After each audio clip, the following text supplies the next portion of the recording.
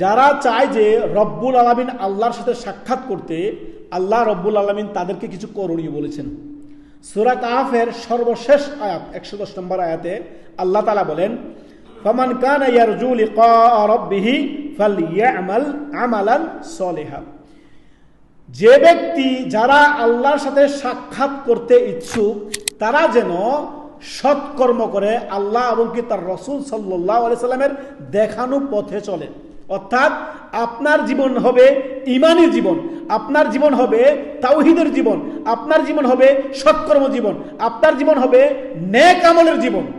পাপের জীবন হবে না, অন্যায়ের জীবন হবে না, সীমালঙ্ঘনের জীবন হবে না, অত্যাচারের জীবন হবে না, সৎকর্মের জীবন, সৎ জীবন যাপন করবেন আপনি, ভালো মানুষ হয়ে যাবেন, আপনি ইমানদার বান্দা হয়ে যাবেন, আমলদার বান্দা হয়ে যাবেন।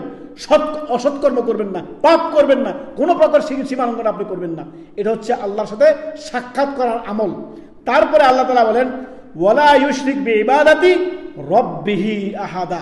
আল্লাহর ইবাদতে আল্লাহর সাথে কাউকে শরীক করা যাবে না। আল্লাহর সাথে কাউকে শরীক করলে কি হয়? শিরক হয়। আর আল্লাহ বলেছেন, ইন্না শিরকা লা যুলমুন আযীম।